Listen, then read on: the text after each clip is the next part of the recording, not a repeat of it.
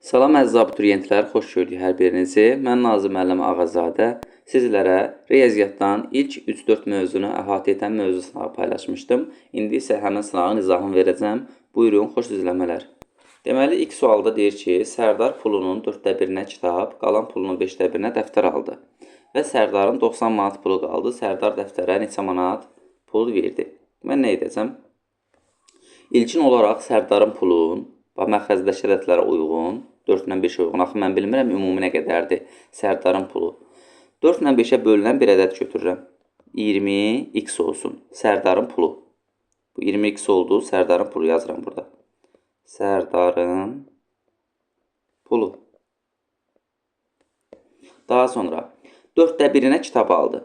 20x-in 4/1-ini tapıram. 20x-in 4/1 eləyəcək 5x. Yəni 4 ilə 20 ixtisar getdi 5x. 5x-inə kitab aldı. Kitab.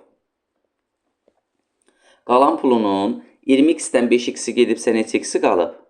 15x. Axı Sərdarın pulu 20x idi. 5x-i gedibsə gerdə qalıb 15x-i. 15x-in 5/1-nə də dəftər aldı. 15x-in də 5/1-ini tapacam. Eləyəcək 3x. 3x-ə də nə alıb? Dəftər. Dəftər. Və bundan sonra 90 manat pulu qalıb. Yəni 20x-dən ümumi puldan çıxaram.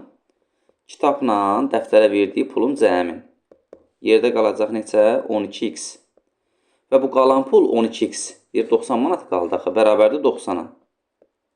X də bərabərdir 90 bölünsün 12-yə.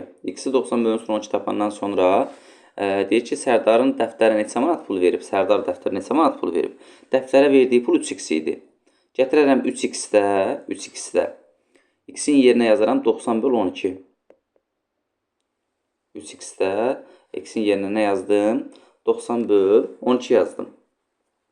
Çünki mənə deyir, dəftərə nə qədər pul verib. Burada 3 3-ə 1 dəfə, 12 3-ə 4 dəfə. 90-ı da 4-ə böləndə düşəcək neçə?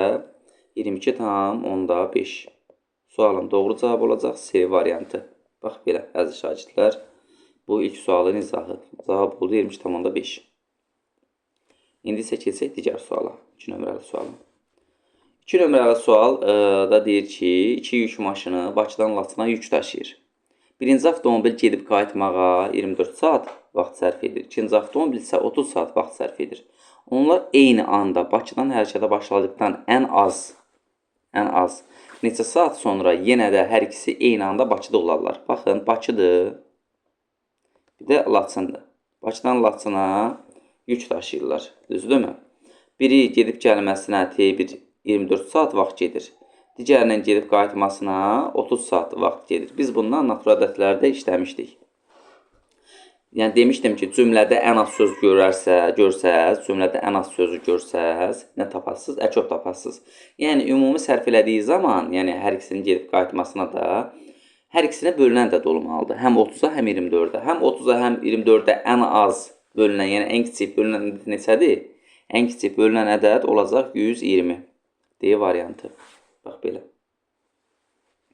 Keçək 3 nömrəli suala. 3 nömrəli sualda necə həll edəsiniz? Deməli, sualda deyir ki, A ədədi B ədədinə tam bölünərsə. Məsələn, A olsun 10, B olsun 5. Əgər A ədədi B ədədinə tam bölünürsə, biz demişdik ki, bir-birinə tam bölünən ədədlər olarsa, əkov böyük ədədə, əbob kiçik ədədə bərabərdir. Əkov böyük ədədə, əbob isə kiçik ədədə bərabərdir. O zaman əkov AB-də, əkov böyük, axı əkovdur, böyük ədəd olacaq, yəni A-ya bərabər olacaq. Yəni 10 ilə 5-i şərti olaraq verdim özümdən. Məsələn, 5 ilə 1 də götürə bilərdim və yaxud da ki, 15 ilə 5 də götürə bilərdim. Onun heç bir fərqi yoxdur. Sadəcə mənə deyir ki, A ədədi B-yə tam bölünür. Mən də özümdən A-nı 10, B-ni 5 götürdüm. Əkov AB A-ya bərabər olacaq, əbob AB də B-yə bərabər olacaq, kiçik ədədə bölünsün. Burada da əbob A, deməli, əbob nə idi burada?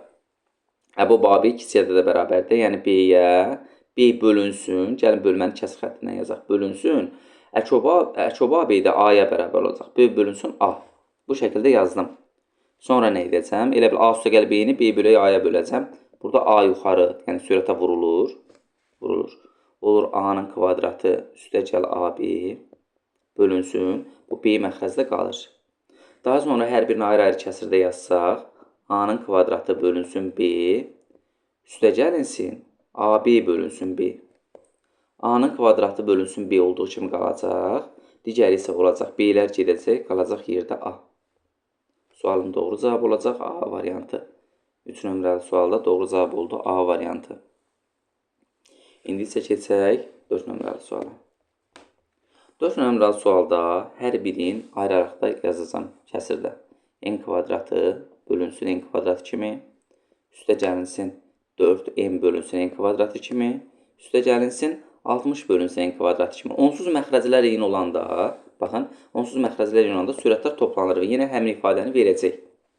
Sonra ixtisarlar aparsam, N kvadratları gedəcək, 1 üstə gəlinsin, N ilə N kvadrat getdi, 1 qaldı məxrəcdə, üstə gəlinsin, burada da 60 bölünsün N kvadratı. İndi mənə deyir ki, bu kəsirin qiyməti tam ədəd olsun. Tam ədəd olsun. Həm də N-in qiymətləri natural olsun. O zaman N 4 ilə 60-a bölünən ədədlər olacaq. 4 ilə 60-a bölən ədədlər olacaq. 4-4-ü bölən ədədlər 1-dir. 1-dir. Bir də 2-dir. Sonra 60-ı da bölən ədədlər 1-dir, 2-dir. 60-da daha çoxdur, amma hər ikisini ödəməlidir axı. Məsələn, apardım N-in yerinə yazdım. Məsəl üçün, böyük bir ədəd yazdım da. O 60-a bölünə bilər. 60-a bölünə bilər. Axı 4-ə də bölünməlidir.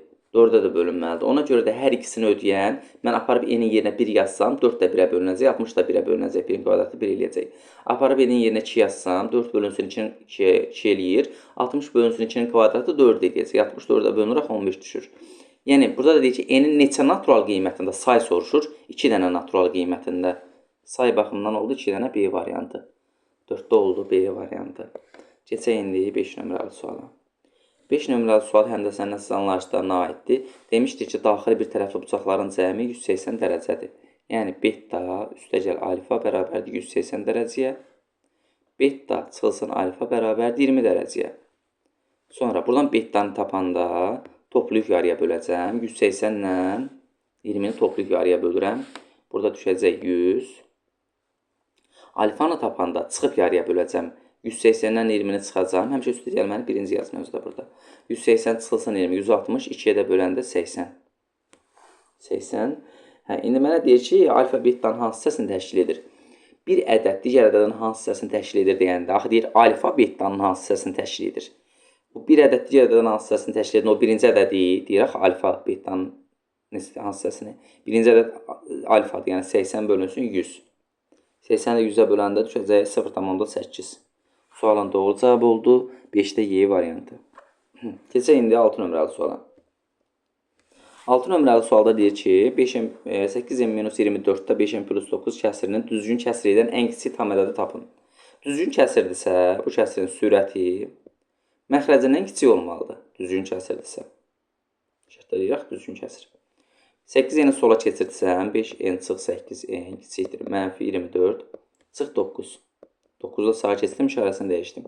Mənfi 3n kiçikdir, mənfi 30 üstdən. Hər tərəfi mənfiyə vursam, çünki n-in qarşısında mənfi var. Mənfiyə vuranda işarə dəyişirəm, müsbət 33. N də böyükdür, 33 bölünsün 3. N də böyükdür, 11. İndi bu bərabərsizliyi ödəyən ən kiçik ədəd 12-dir. Məndən də 10 istəyirdi, 12. A variantı.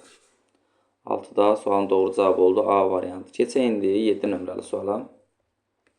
7 nömrəli sualda bu biri, bu biri. Digər kəsirin məxrəcinə uyğun yazıram 3-də 3 kimi. 3-də 3. Çıx 3-də 1. Vurulsun. 5-də 5. Çıx 5-də 1. Vurulsun. 7-də 7. Çıx 7-də 1. Bir də çıxılsın 140-29. O da sonra yazarıq. 3-də 3-dən 3-də 1 çıxanda 3-də 2. Vurulsun. 5-də 4 vurulsun. 7-də 6. Çıxılsın olacaq 140-29. Burada indi birinci tərəfi hesablasaq, burada 3 ilə 6 ixtisar gedir, 2 dəfə düşür. Məxrəc olur 35, 5 dəfə 7, 35. Sürət olur 2 vur 4, 4 vur 2, 8, 16. Yəni 2-ni 4-ə, 4-ü də 2-yə vurdum. Elə də 16 çıxılsın. 140-29. Sonra bunları yeniləşdirmək üçün 4-ə vurulmalıdır, 4-ə vurulmalıdır. Məxrəclərini yeniləşdirdim, oldu 140-da. 64 çıxılsın 29. Bu da bərabərdir. 5, 3, 35. Burada da 140. Bu edir 4-də 1. 4-də 1 də nə deməkdir? Onluq kəsirlə yazanda. 1-i 4-ə böləndə 0,125. 0,125. Sualın doğru cavab olacaq 7-də Y variantı. Keçək 8 nömrəli suala. Çoxdur. Əslində baxan kim bilinir? Burada 1200 olacaq. Amma gəlin hesablama qaydasını öyrədim sizə. 150-ni sadə vurqlarına ayırırsınız. 2-yə 75, 3-ə 25, 5-ə 5, 5-də 5-ə 1. Sonra digərini yeni qaydada 48, 2-yə 24, 2-yə 12, 2-yə 6, 2-yə 3, 3-ə 1. 150-ni götürürəm və 150-də olmayana vururam. Yəni 150 ən böyük ədədi götürürsünüz, çox tapanda. Yəni 2 dənə ədəd verilirsə, lap 3 dənə ədəd verilsin, fərqi yoxdur. Böyük olanı götürürsünüz, onda olmayana vurursunuz. Məsələn 150, baxıram ki 150-nin içində 2, 3, 5, 5 var. 48-in içində 3 var, 150-də də 3 var. 150 deyir ki, məndə də bir dənədir, səndə də bir dənə, neyinirəm ki? Amma 150 deyir, məndə birdən 2 var, səndə 4 dənə 2 var. 3-ü artıqdır. 3-dən 2 artıqdır. O artıq olanı götürür. 2 vur 2 vur 2, yəni 8. Bu da eləyəcək 1200. Sualım doğru cavab olacaq 8-də B variantı. İndi isə keçək digər suala. 9 nömrəli suala. Kəsirlərin müqayisəsidir. Rahat yolu budur ki, təbii ki, baxıram ki, məxrəci bərabərləşdirməkdənsə sürəti bərabərləşdirmək daha yaxşıdır. Məsələn, birinci kəsirin sürətini vuraram 100-ə. Sürətini vuramsa məxrəcini 100-ə vurmalıyam. İkincini 10-a vuraram. Üçüncünü 1-ə vuraram. Yəni, hər üçünün sürəti 1000 elədim. Oldu burada 700-də 1000. Digəri oldu 770-də 1000. Üçüncüsü də oldu 777-də 1000. Sürətlərlə eyni olan kəsirlərdən məxrəci kiçik olan böyükdür. A idi bu, B idi, bu C idi. O zaman A böyükdür B-dən, B də böyükdür C-dən. Sürətlərlə eyni olan kəsirlərdən məxrəci kiçik olan böyükdür. Davam edirəm. Keçirəm 10 nömrəli suala. Bu da həndəsə nəsil anlayışlarına aid olan bir sualdır. Bu şəkili mən sizə qaydada demişdim. Bu qaydanı xatırlamalısınız. A ilə B bir-birinə paralel olarsa, bu kənardakıların cəmi ortadakına bərabərdir. Yəni, 2x çıx 10, üstə gəl 3x çıx 15 bərabərdir 6x çıx 50. 2x ilə 3x elədi 5x, çıxılsın 10 ilə 15 elədi mənfi 25 bərabərdir 6x çıx 50. 50-ni sol tərəfə atsam müsbət 50 olar. 50 çıx 25 olar. Yəni 50-ni atdım sol tərəfə. Bu 5-i də atdım sağ tərəfə.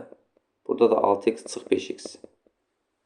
50-dən 25 çıxanda 25, 6x-dən də 5x çıxanda x. X oldu 25. Məndən nə istəyirdi? X istəyirdi məndən. 10 oldu. D variantı. Keçək 11 nömrəli suala. Natural bölünlərin sayını tapanda əvvəlcə buranın sadə ədədlər olmalıdır. 12-ni yazıram 3 vuraq 4 kimi. 4-ü də yazıram 2 vuraq 2 üstü 2 kimi. Yəni 12-ni bu şəkildə yazdım. Sonra bunun da üzərində 4 var hələ. Bu 4-də hər birinin ayəti də 3 üstü 4. 2 üstü 2 vur 4, 8. İndi sadə ədədlər oldu mu? 12 mürəkkəb idi. 3, 2 sadə ədədlərdir. Natural bölənlərin sayını tapanda qüvvətlər bir bayda artırırdıq. 4 oldu 5, 8 oldu 9. Sonra vururduq bir-birinə 45. 11-də oldu D variantı. Keçək 12 nömrəli suala. 12 nömrəli sualda deyir ki, bu ədəd, bu 4 rəqəmli ədəd 75-ə tam bölünürsə, A-nın ala biləcək qiymətlərin cəmini tap. Hər hansısa bir ədəd 75-ə bölünürsə, o həm 3-ə bölünməlidir, həm də 25-ə bölünməlidir. Yəni, çünki 75 3 vur 25 deməkdir. 25-ə bölünmə əlaməti son 2 rəqəmin əmələ gətirdiyi ədəd 25-ə bölünürsə, yəni daha doğrusu son 2 rəqəmi 50, 25, 75 olardısa və yaxud da ki, son 2 rəqəmi 0 olardısa 25-ə bölünərdi. Baxıram ki, indi burada B-ni yerinə 0 yazmalıyam ki, 50 olsun. Yəni 25-ə bölünmə əlaməti sonu ya ki 0 olmalıdır, ya 50, ya 25, ya 75. 50 olmaq üçün 0 yazdım. İndi 3-ə bölünməli ödənməlidir axı 75-ə bölünməsi üçün, hər ikisinə bölünməlidir. Yəni 25 şərti ödəndi. Gəl görə 3 şərt ödənəcəkmi? 3 şərti ödənməsi üçün yazıram, rəqəmləri toplamalıyam, qaydamız var. 3-ə bölünmə əlaməti rəqəmlər cəmidir. Elədi 8 üstəgəl A. İndi 3-ə bölünməsi üçün A 1 ola bilər, 4 ola bilər, bir də 7 ola bilər. 1, 4, 7-nin də cəmi, diranın ala biləcək qiymətlərinin cəmini tap 12. Sualın doğru cavabı oldu B variantı. 12 də B variantı. Keçək 13 nömrəli suala. Burada tənasuba aiddir bu sual. Tənasubun xassəsini əhatə edir. Yəni, tənasubun orta ədlərinin hasili kənar ədlərin hasilına bərabərdir. Orta ədləri 3x y-dən 6-dır. Bir-birinə vuranda 18x y bərabərdir. 9y-in kvadratını da ona vuranda 90y-in kvadratı. Və burada y kvadratına y ixtisar gedəndə 18x bərabərdir. 90y-in biri burada qaldı. 2 dənə daxil. Və bir-birinin əmsalına bərabər olacaq. X bərabər olacaq 90-a, y bərabər olacaq 18-ə. Mənə deyir ki, x bölü y tap, 90-ı 18-ə böləndə 5. Sualım doğru cavab oldu. Y variantı. Keçək 14 nömrəli suala. Sualda deyir ki, uzunluğu 300 cm olan parça üzərində qeyd olunmuş nöqtə, onu birinin uzunluğu digərinin uzunluğunun 7-də 3-ünü təşkil edən 2 parçaya ayırır. Alınan parçalardan böyüyün uzunluğunu tapın. Baxın, bir parça çəkirəm. Hər hansı bir nöqtə qeyd edirəm. Bu nöqtə bu parçanın ümumi uzunluğu 300-dür.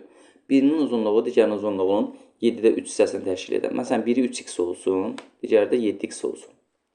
Həqiqətən 3x digər hissənin 7-də 3-ünü təşkil edir. 7x-in 7-də 3-ünə qədər edir.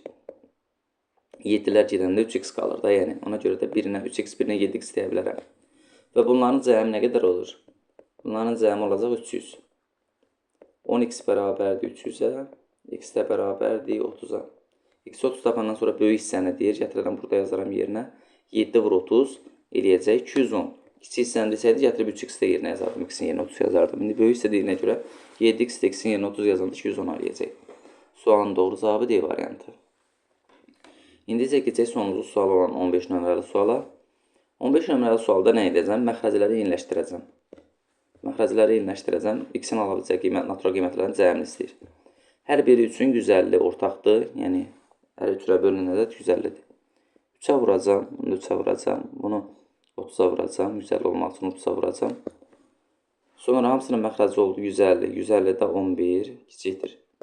150-də 3x, bu da kiçikdir, 150-də 30. Sonra məxrəcdə olan 150-ləri atıram. Yerdə qaldı 11 kiçikdir, 3x kiçikdir 30. Hər birini 3-ə bölürəm. Axı, mən təkcə x-i qiymətləndirməliyəm. 3-ə böləndə 11 bölü 3 kiçikdir x, 3-ə böləndə 3x 3-ə böləndə x kiçikdir 10 3-ə böləndə 10, 30-u 3-ə böləndə 10. Sonra nə edəcəm? Burada elə bir 11 bölü 3 bu nə deməkdir? Bu 3 tam 3-də 2 deməkdir. Kiçikdir x, kiçikdir 10. Bunun aralığında x-in alacağı natural qiymətlər neçədir? 4-dür, 5-dir, 6-dır, 7-dir, 8-dir, 9-dur. Onu almır da. Deməli, bunların cəmi olacaq 9, 15, 22, 30, 39. Sualın doğru cavab olacaq Y variantı. Sağ olun əziz şagirdlər, növbəti videolarda görüşənədək.